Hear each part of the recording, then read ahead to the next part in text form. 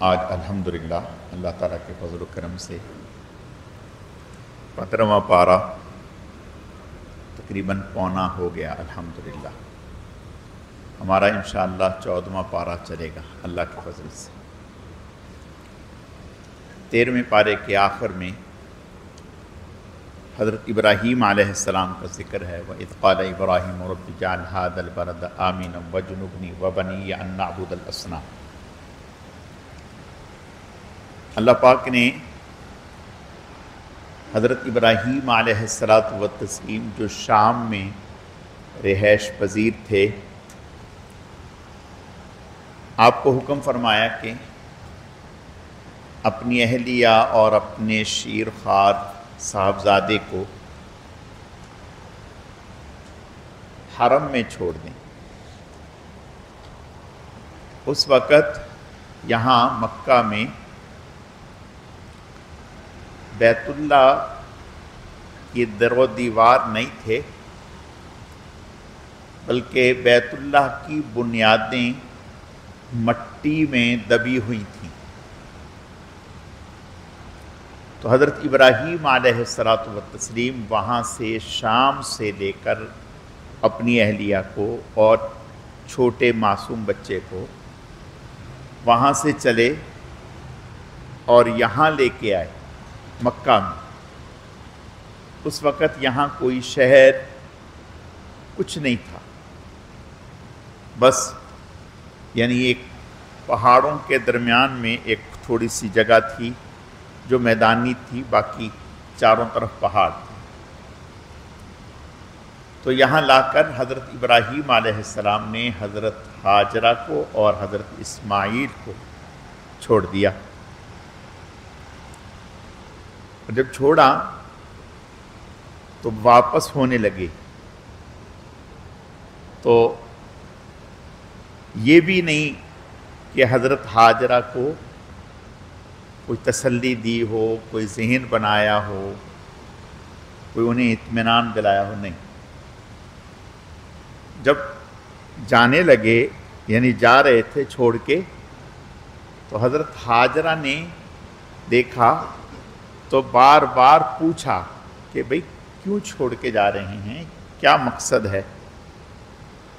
اور پھر ذہن میں اللہ نے ڈالا کہ حضرت ابراہیم علیہ السلام ایسے تو ہیں نہیں، یقیناً اپنی اولاد کو اور بڑھاپے کی اولاد کو اس طرح سے اگر چھوڑ رہے ہیں تو کوئی اللہ کا حکم ہوگا۔ آج خود ہی پوچھ لیا کیا اللہ تعالیٰ کی طرف سے یہ حکم ملا ہے آپ کو؟ پھر حضرت ابراہیم علیہ السلام نے فرمایا کہ جی ہاں، اللہ کی طرف سے حکم ملا ہے کہ آپ کو یہاں چھوڑ دیں۔ اللہ اکبر۔ پھر حضرت ہاجرہ فرمانے لگیں کہ ٹھیک ہے، اگر اللہ کی طرف سے حکم ملا ہے تو پھر وہ اللہ ہمیں ضائع نہیں ہونے دیں گے۔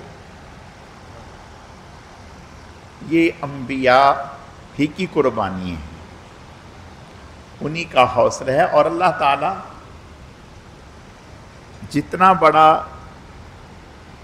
شخصیت ہوتی ہے، ظرف ہوتا ہے، ان سے اتنا ہی بڑا امتحان لیا جاتا ہے۔ ہر آدمی سے اتنا بڑا امتحان نہیں لیا جاتا۔ یعنی اس وقت وہاں نہ دکان ہے، نہ مکان ہے، نہ شہر ہے، نہ محلہ ہے، نہ ہاسپیٹل ہے، نہ میکہ ہے، نہ سسرال ہے، نہ تائے ہیں، نہ چچے ہیں، نہ خاندان ہے، کچھ بھی نہیں، کچھ بھی نہیں۔ اندازہ کریں کہ کتنی بڑی بات ہے۔ حضرت ابراہیم علیہ السلام کا اللہ تعالیٰ کی طرف سے کتنا بڑا امتحان ہے، کتنا بڑا امتحان ہے کہ جہاں چھوڑنے کے لیے کہا چھوڑا، بس وہیں سے واپس پلٹ گئے۔ اور پھر جب وہاں سے آتے رہے تو ایک جگہ ایسی آئی کہ جہاں سے اب وہ پہاڑ کی اوٹ میں ہو گئے، تو وہاں حضرت ابراہیم علیہ السلام نے دعا مانگی۔ دیکھیں ایک بات یاد رکھیں اللہ کا پیغمبر، اللہ کا رسول سب سے زیادہ شفیق ہوتا ہے اور سب سے زیادہ اخلاق والا ہوتا ہے، سب سے زیادہ نرم دل ہوتا ہے، تو کیا ہم کیا سمجھتے ہیں کہ حضرت ابراہیم علیہ السلام کو اس قربانی پر یہ جو کی ہے، خود میں اندر میں کس قدر جذبات ہوں گے؟ اگر ایک عام آدمی کو ہوتے ہیں، فرق اتنا ہے کہ عام آدمی یہ قربانی دے نہیں سکتا، اور اللہ بتانا یہی چاہتے ہیں کہ جو ہمارے خلیل ہیں، جن کو ہم نے خلیل ہونے کا لقب دیا ہے، وہ ایسے نہیں دیا، اس کے پیچھے قربانیاں ہیں، تاریخ ہے۔ تو پھر حضرت ابراہیم علیہ السلام نے دعا کی، اور دعا کیا کی؟ دو دعائیں، ایک تو یہ کی رب اجعل ھذا البلد آمنا، اے اللہ اس جگہ کو امن والا بنا دے۔ اس سے اشارہ کر دیا اس بات کی طرف کہ دینی دنیاوی منافع کما حقہ جبھی حاصل ہو سکتے ہیں جب امن ہو۔ امن کے بغیر نہ دینی کام ہو سکتے ہیں، نہ دنیاوی ترقی ہو سکتی ہے۔ اگر کس جگہ تخریب ہو، انتشار ہو، فسادات ہوں، تو دنیاوی ترقی کیا خاک ہوگی؟ کچھ بھی نہیں، اور دینی کام بھی نہیں ہوں گے سکون سے ہی۔ تو ابراہیم علیہ السلام نے سب سے بڑی دعا مانگی، وہ یہ مانگی رب اجعل ھذا البلد آمنا، اور پھر دوسرا وَجْنُبْنِي وَبَنِيَّ أَن نَّعْبُدَ الْأَصْنَامَ، مجھے بھی اور میری اولادوں کو بھی بتوں کی گندگی سے یعنی شرک سے اے اللہ ہماری حفاظت فرما۔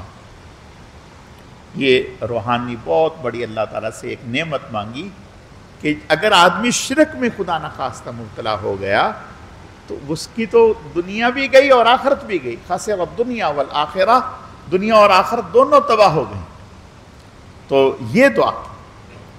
پھر آگے فرمایا رب انی اسکنت من ذریتی بواد غیر ذی زرع عند بیتک المحرم، اے اللہ میں نے اپنی اولاد کو، اپنے اہل خانہ کو ایسی جگہ ٹھہرا دیے ہے جو ایک صحرا ہے، بیابان ہے، جہاں کوئی زراعت نہیں ہے، کاشت نہیں ہے، جہاں اناج نہیں ہے، جہاں پھل نہیں ہے، غلہ نہیں ہے۔ کیوں ٹھہرائے ہیں یہاں؟ یہ قربانی کیوں دی ہے؟ انی اسکنت من ذریتی بواد غیر ذی زرع عند بیتک المحرم ربنا لیقیموا الصلاۃ۔ یہ قربانی اس لیے دی ہے تاکہ یہ میری اولاد تیرے حرم محترم میں نمازوں کو قائم کرنے والے بن جائیں، نمازوں کو قائم کرنے والے بن جائیں۔ یہ قربانی اس لیے ہے۔ اور پھر فرمایا فَجْعَلْ أَفْئِدَةً مِّنَ النَّاسِ تَهْوِي إِلَيْهِمْ وَارْزُقْهُم مِّنَ الثَّمَرَاتِ لَعَلَّهُمْ يَشْكُرُونَ۔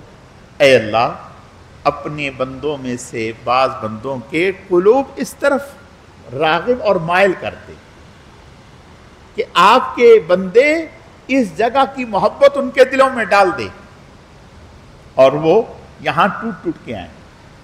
جب آئیں گے تو ایک تو رونق ہوگی، آبادی ہوگی، اور آپس میں ایک تعلق ہوگا، اور پھر اس سے اناج کے اور دیگر مواقع بڑھیں گے۔ اور پھر ساتھ ہی فرمایا فَجْعَلْ أَفْئِدَةً مِّنَ النَّاسِ تَهْوِي إِلَيْهِمْ وَارْزُقْهُم مِّنَ الثَّمَرَاتِ۔ اے اللہ انہیں یہ نہیں کہا کہ اس زمین کو کاشتکار والی بنا دے، یہ کہا کہ اے اللہ بس آپ اپنے کرم سے انہیں ہر طرح کے پھلوں سے، اناج سے انہیں وافر مقدار میں رزق دے، لعلہم یشکرون، تاکہ تیرا شکر ادا کریں۔ تو یہاں جو حضرت ابراہیم علیہ السلام نے دعا مانگی، ایک تو یہ کہ شکر ادا کریں، تیرا شکر ادا کریں، اور دوسرا یہ کہ لوگوں کے قلوب کس طرف راغب کرے، اور اللہ نے اس جگہ کی محبت لوگوں کے دلوں میں ایسی ڈال دی کہ دیکھیں انسان کیا مزاج ہے کہ اگر آدمی گھومنے پھرنے جاتا ہے ایک جگہ جائے 2 دفعہ چلا جائے گا، تیسری دفعہ اگر کہا جائے کہ چلو وہاں، تو وہ کہے گا چھوڑو وہ تو دیکھی ہوئی ہے، نہیں کسی اور جگہ، 1 سے 2 سے تیسری دفعہ نہیں جائے گا۔ لیکن اس جگہ کی روحانی محبت اللہ نے ایسی انسانوں کے دلوں میں ڈال دی کہ اگر کوئی 100 دفعہ بھی جا چکے ہے پھر بھی اس کی تشنگی جو ہے وہ باقی رہتی ہے، یہ نہیں کہتا کہ اب میں کبھی نہیں جاؤں گا، پھر بار بار طلب ہوتی ہے کہ میں دوبارہ پھر جاؤں۔ اور پھر ابراہیم علیہ السلام نے اپنی اولاد کے لیے یہ دعا کی کہ اے اللہ انہیں شکر کرنے والا بنا دے، اس لیے کہ اگر یہ شکر کریں گے تو آپ کی نعمتوں میں اضافہ بھی ہوگا اور آپ ان سے راضی بھی ہوں گے۔ اور پھر فرمایا ربنا انک تعلم ما نخفی وما نعلن وما یخفی علی اللہ من شیء فی الارض ولا فی السماء، اے اللہ آپ تو قادر مطلق ہیں، علام الغیوب ہیں، علیم بذات الصدور ہیں، جو ہم ظاہر کریں آپ انہیں بھی جانتے ہیں، جو ہم چھپائیں آپ انہیں بھی جانتے ہیں، یعنی آپ ہمارے اندر کی کیفیات سے پورے طور پر واقف ہیں۔ اور پھر فرمایا الحمدللہ الذی وہب لی علی الکبر اسماعیل و اسحاق ان ربی لسمیع الدعاء، اے اللہ میں آپ کا شکر ادا کرتا ہوں، آپ ہی نے یہ نعمتیں مجھے عطا کی ہیں، اسماعیل بھی آپ ہی نے عطا کیے ہیں اور اسحاق بھی آپ ہی نے عطا کیے ہیں۔ پھر دعا مانگی رب جعلنی مقیم الصلاۃ ومن ذریتی، اے اللہ مجھے بھی نماز قائم کرنے والا بنا دے اور میری اولاد کو بھی نماز قائم کرنے والا بنا دے۔ تو پتہ چلا اولاد کے لیے نماز سے بڑی کوئی نعمت نہیں ہے۔ اگر کوئی شخص جو ہے وہ اپنی اولاد کو نمازی نہ بنا سکا، نماز پر نہ لا سکا، تو یہ بڑی محرومی والی بات ہے۔ اور اگر کوئی شخص اپنی اولاد کو نماز والی نعمت پر لے آیا تو انشاءاللہ جب نماز آ گئی تو باقی کام خود بخود بہتر ہوتے چلے جائیں گے۔ حضرت عمر رضی اللہ تعالیٰ عنہ فرمایا کرتے تھے کہ جس کی نماز ٹھیک ہے، جو نماز میں پورے ہیں اور اس کے باقی کام بھی پورے ہوں گے، اور جس کی نماز میں کمی ہے، نماز میں کمزوری ہے، اس کے باقی کاموں میں بھی کمزوری ہوگی۔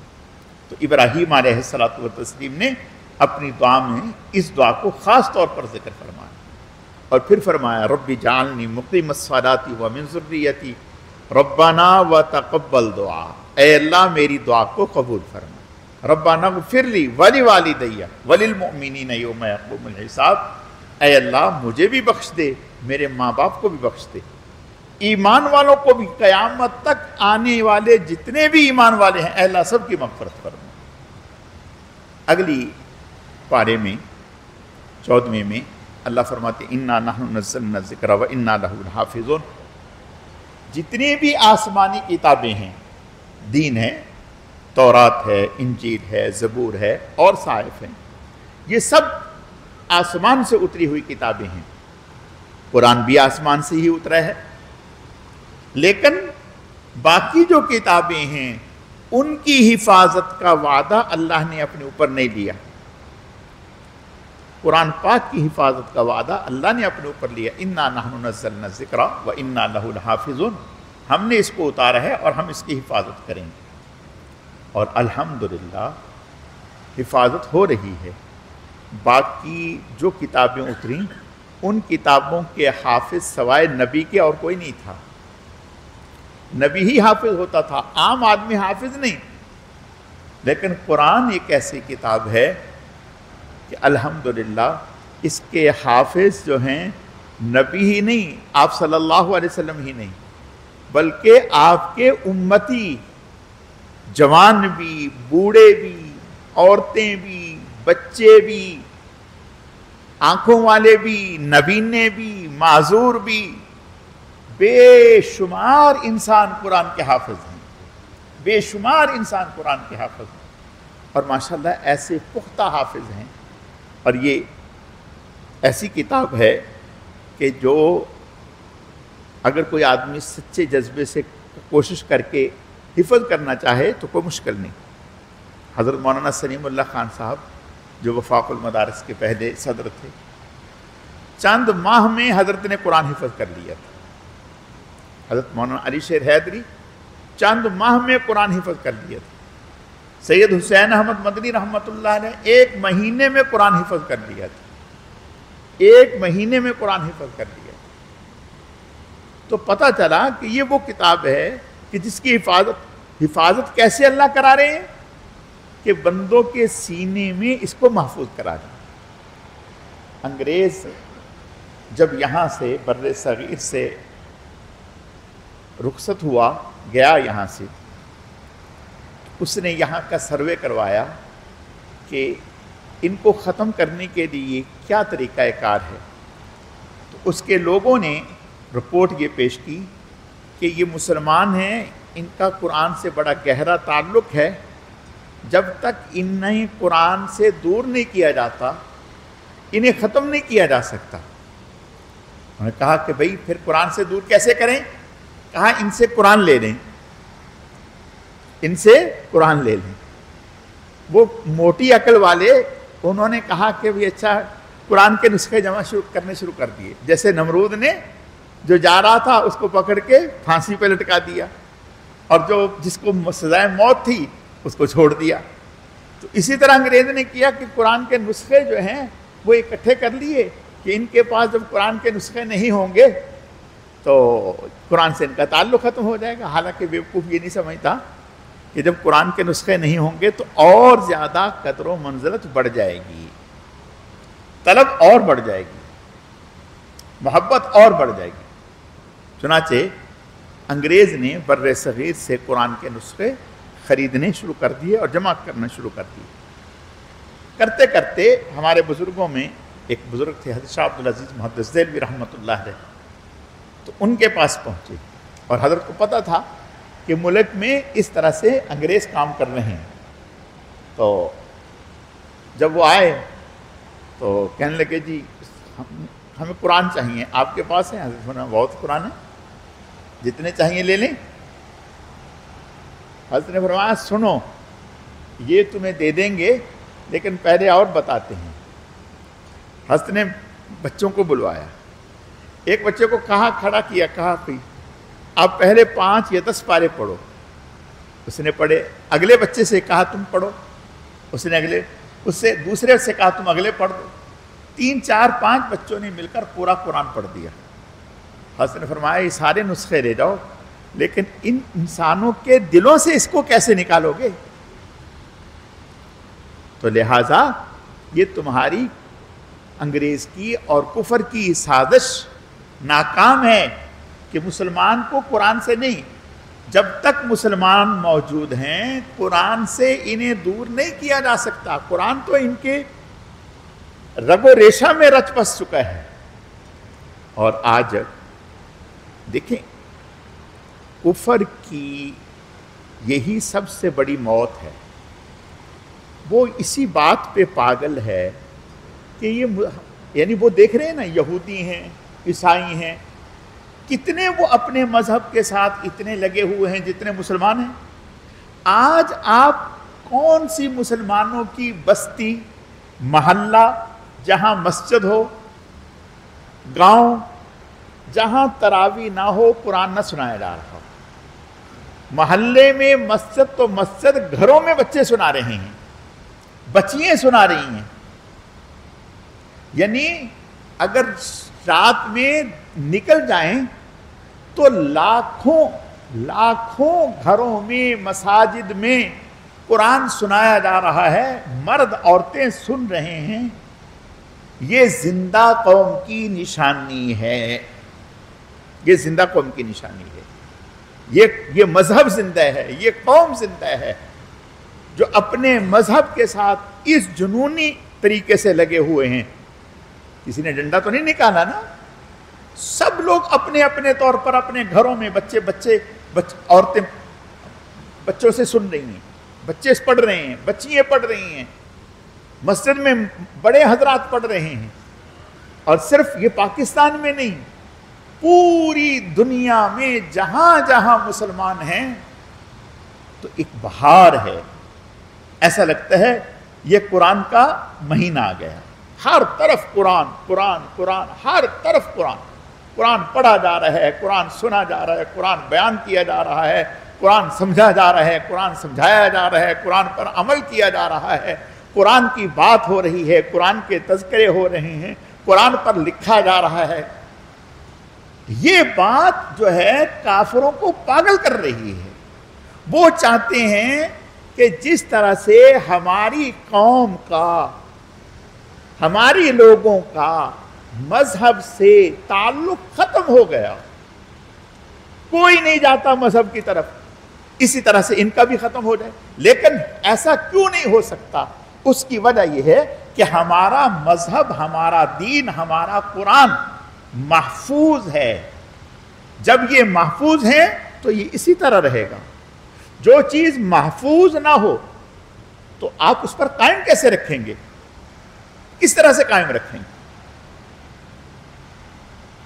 تو میں عرض یہ کر رہا تھا کہ قرآن کی حفاظت کا ذمہ اللہ نے اپنے اوپر لیا۔ مامون الرشید رحمت اللہ علیہ، بسم اللہ،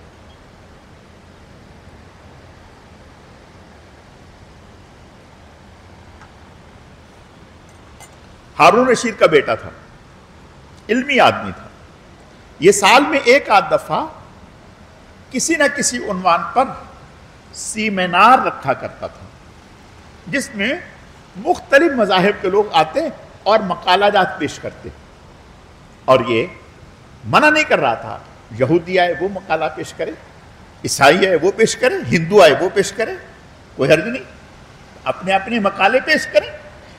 یہی موقع ہوتا ہے راہیں کھلنے کا، دماغ کھلنے کا، سمجھنے کا، سمجھانے کا، تاکہ کوئی یہ نہ کہے کہ ہمارے اوپر جبر ہے۔ تو ایک یہودی آیا اور بڑا وہ یعنی دانشور آدمی تھا، پڑھا لکھا آدمی تھا، تو اس نے مقالہ پیش کیا یہودیت پر مقالہ پیش کیا۔ مامون الرشید سن رہا تھا اس کا مقالہ۔ جب اس نے مقالہ پیش کر دیا تو مامون الرشید نے اس کو بلایا اور بلا کے کہا سائیڈ میں، کہنے لگا کہ یار تم باصلاحیت آدمی لگ رہے ہو، تو کتنا اچھا ہو کہ آپ اسلام قبول کر لیں۔ اس نے کہا جی میں کیوں کر لوں؟ اگر میں آپ سے کہوں کہ آپ یہودی مذہب قبول کر لیں تو آپ کر لیں گے؟ کہا نہیں۔ تو کہا پھر میں اسلام کو قبول کروں، مجھے یہودیت سے کیا تکلیف ہے؟ تو خیر اب اس بات کا کوئی جواب نہیں تھا۔ مامون الرشید خاموش ہو گیا، کہا بھئی ٹھیک ہے، وہ اللہ کا کرنا۔ سال کے بعد پھر مقالہ ایسے ہی سیمینار رکھا۔ وہ یہودی جو تھا اب دوبارہ پھر آیا۔ اب جب آیا تو اس نے اسلام پر مقالہ پیش کیا، یہودیت پر نہیں، اسلام پر مقالہ پیش کیا، اور ایسا زبردست مقالہ پیش کیا کہ مامون الرشید کی آنکھیں کھلی رہ گئی کہ یہ وہی آدمی ہے، مجھے مغالطہ تو نہیں لگا، ایسا جاندار مقالہ۔ خیر جب اس نے پیش کر دیا تو مامون الرشید نے اس کو الگ بلایا اور بلا کر کے کہا تم وہ نہیں؟ اس نے کہا میں وہی ہوں۔ ایسا لگ رہا ہے تم مسلمان ہو؟ کہا الحمدللہ میں مسلمان ہوں۔ کہا یار جب میں نے کہا تھا تو اس وقت تو تم مانے نہیں، اب کیوں مان گئے؟ اس نے کہا کہ جب آپ نے مجھے کہا تو ایک طرح سے آپ نے چوٹ لگا دی، مجھے دعوت فکر دی کہ میں غور کروں، سوچوں کہ سچ کیا ہے، جھوٹ کیا ہے۔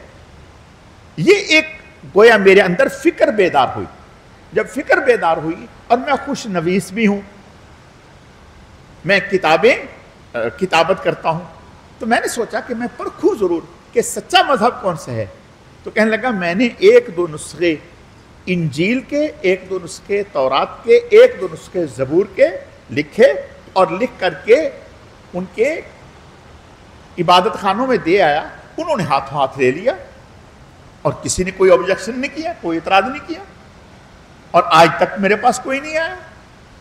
اور جب میں نے 3 نسخے قرآن کے لکھے، جب قرآن کے نسخے لے کر کے میں گیا مسجد میں یا عام لوگوں کے پاس؟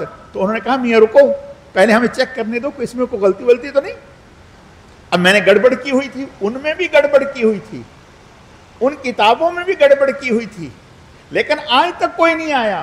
اور قرآن میں بھی گڑبڑ کی ہوئی تھی، جب قرآن میں گڑبڑ کی ہوئی تھی ان لوگوں نے دیکھا، انہوں نے کہا میاں اس میں تو غلط ہے، یہ تو یہ غلط ہے، یہ غلط ہے، انہوں نے فوراً میرے منہ پہ مار دیا۔ میں سمجھ گیا کہ زندہ اور صحیح محفوظ مذہب یہی ہے، وہ مذہب سچا نہیں ہے، وہ بدل چکا ہے، ورنہ آج تک کوئی ایک بھی نہیں آیا اور قرآن ایک لفظ کی تبدیلی نہیں چل سکی۔ اس سے مجھے پتا چلا کہ یہ وہ کتاب ہے جس کی حفاظت اللہ کی طرف سے ہو رہی ہے، اور اس بات نے مجھے مجبور کر دیا کہ میں اسلام قبول کروں۔ تو میں عرض یہ کرنا چاہتا ہوں کہ کافروں کی یہ خام خیالی ہے کہ اسلام اور اہل اسلام اور مسلمانوں کو ختم کر دیں گے، ممکن نہیں، اس لیے کہ جب تک ہمارا دین، ہماری تعلیمات، ہمارا قرآن و حدیث محفوظ ہے، ہمیں مسلمانوں کے وجود کو ختم نہیں کیا جا سکتا۔ یہ جبھی ختم ہوں گے جب قرآن و حدیث ہاتھوں سے نکل جائیں گے۔ ہاتھوں سے نکلنے کا معنی یہ بدل جائیں گے، اور یہ بدلیں گے نہیں، اس لیے کہ ان کی حفاظت کا ذمہ اللہ نے لے لیا۔ آگے اللہ فرماتے ہیں ارسلنا الرياح لواقح وانزلنا من السماء ماء، کہ اللہ نے انسانوں کے لیے، دیکھیں اللہ نے انسانوں کی جتنی بھی ضرورت کی چیزیں ہیں ان سب کو نہایت آسان کر دیا۔ مثلا سورج ضرورت ہے، اس کی روشنی حاصل کرنے کے لیے کوئی مشکل نہیں، کوئی پیسے نہیں، کوئی اس کا بل پے نہیں کرنا پڑتا، ہر ایک آدمی کو میسر ہے۔ ہوا ضرورت ہے، ہر ایک کو میسر ہے۔ پانی ضرورت ہے، ہر ایک کو میسر ہے۔ باقی ہمیں جو خرچ کرنا پڑتا ہے وہ اپنی سہولت کے لیے خرچ کرنا پڑتا ہے، ورنہ پانی کے حصول میں نہیں۔ اب پانی ہر ایک تک پہنچانے کے لیے اللہ نے نظام ایسا بنایا ہے کہ سمندر کو رکھا، اور سمندر کے پانی کو حفاظت سے رکھنے کے لیے اس میں اتنی نمکیات کر دیں کہ وہ ٹھیک رہے، ورنہ جتنی مخلوقات اس میں پیدا ہوتی ہیں، مرتی ہیں اور گلتی ہیں، سڑتی ہیں، تو پانی تو اگر میٹھا ہو تو سڑ جائے، صرف سڑے نہیں ساری آبادی کو ساڑ کے رکھ دے۔ اب اس پانی سے، سمندر کے اس پانی سے اس کیفیت میں نہ پانی پیا جا سکتا ہے، نہ پیاس بجھائی سکتے ہیں، نہ کپڑے، کچھ بھی نہیں۔ اللہ نے کارگو سروس بادلوں کو بنا دیا، اور بادلوں میں ایسا فلٹر نہیں لگا دیا کہ جب جہاں جتنے پانی کی ضرورت ہوتی ہے مفت بادل جو ہیں وہ بخارات کو لیتے ہیں اور اس کو فلٹر کر کے جہاں ضرورت ہوتی ہے وہاں پانی برسا دیتے ہیں۔ اب لوگ وہاں سے تو یہ اللہ تعالیٰ کا کتنا بڑا نظام ہے۔ اللہ فرماتے ہیں اس کو غور تو کرو۔ ہم اگر ORO پلانٹ لگاتے ہیں، ایک تو لگانے کے لیے اتنا خرچہ، پھر ہر مہینے خرچہ، اور پھر سب کی ضرورت پوری نہ ہو سکے، اور اللہ نے مفت میں لگا دیا۔ اگلی آیتوں میں اللہ پاک فرماتے ہیں وَالْخَيْلَ وَالْبِغَالَ وَالْحَمِيرَ لِتَرْكَبُوهَا وَزِينَةً وَيَخْلُقُ مَا لَا تَعْلَمُونَ۔ ہم نے تمہارے لیے کیسی کیسی سواریاں پیدا کر دیں، کھچر ہے، گدھا ہے، گھوڑا ہے، اونٹ ہے، جو تمہاری بیسیوں ضرورت کو پورے کرتے ہیں۔ غور تو کرو، یہ ہماری قدرت کی نشانی ہے۔ اس سے اگلی آیتوں میں وَإِنَّ لَكُمْ فِي الْأَنْعَامِ لَعِبْرَةً نُسْقِيكُم مِّمَّا فِي بُطُونِهِ مِن بَيْنِ فَرْثٍ وَدَمٍ لَبَنًا خَالِصًا سَائِغًا لِّلشَّارِبِينَ، کہ ہماری قدرت کی نشانیوں پہ غور کرو۔ تمہاری بھینس کالے رنگ کی ہے، خون سرخ ہے، فضلہ بدبودار ہے، چارہ سبز ہے، دودھ سفید کون دیتا ہے، کہاں سے آتا ہے، خوش ذائقہ، نہ اس میں خون کی رنگت شامل، نہ فضلے کی بدبو شامل، اور طاقت کی چیز جو غذا کا کام بھی دیتی ہے، پینے کا کام بھی دیتی ہے، یہ تمہیں کون دے رہا؟ اللہ فرما رہے ہیں کہ اس میں ہم نے اپنی قدرت کی نشانی ہے تمہارے سوچنے کے لیے۔ وَأَوْحَىٰ رَبُّكَ إِلَى النَّحْلِ أَنِ اتَّخِذِي مِنَ الْجِبَالِ، اگلی آیتوں میں اللہ فرماتے ہیں کہ شہد کی مکھی کو دیکھو، اس کو اللہ نے سمجھا دیے ہے، اور شہد کی مکھی ایک ملکہ ہے، جو ساری مکھیوں کو چلاتی ہے، اور وہ ایک ہفتے میں 6000 سے 12000 انڈے دیتی ہے۔ ایک ہفتے میں 6000 سے 12000 انڈے دیتی ہے۔ پھر اس نے مکھیوں میں سے کچھ کی خدمت لگائی ان انڈوں کی حفاظت کے لیے، کچھ کی بچوں کی حفاظت کے لیے، کچھ کی اس بات پر اس نے ڈیوٹی لگائی ہوئی ہے مکھیوں کی کہ جو مکھی باہر سے رس چوس کے لائے گی چیک کریں، جو صحیح چوس کے لائے گی تو ٹھیک ہے، اور اگر کوئی گندی جگہ پہ بیٹھ کے آتی ہے تو اس کو قتل کر دیتے ہیں، اس کو اندر رس ڈالنے نہیں دیتے۔ پھر میلوں میل رس چوسنے کے لیے دور چلی جاتی ہے، آنے جانے کے راستے کون بتاتا ہے؟ اللہ فرماتے ہیں فیہ شفاء للناس، وہ جو شہد ہیں اس میں تمہارے لیے شفا ہے، طرح طرح کا ذائقہ ہے۔ یہ کون تمہیں نعمتیں دیتے ہیں؟ ان کو دیکھنے کے بعد بھی تم اپنے رب کو پہچانتے نہیں۔ اللہ تعالیٰ سمجھنے کی، عمل کرنے کی توفیق عطا فرمائے۔ الحمدللہ رب العالمین والعاقبۃ للمتقین والصلاة والسلام علی سید المرسلین اللہم صلی علی محمد النبی الامی وعلی آلہ واصحابہ وبارک وسلم۔ اے اللہ، جو کچھ کہا سنا گیا اپنی بارگاہ میں قبول فرما، کمی کوتاہیوں کو معاف فرما، بہکنے بھٹکنے گمراہ ہونے سے ہماری حفاظت فرما، ہم سب کو اپنے نیک اور محبوب بندوں میں شامل فرما۔ سبحان ربک رب العزت عما یصفون وسلام علی المرسلین والحمد للہ رب العالمین برحمتک یا ارحم الراحمین۔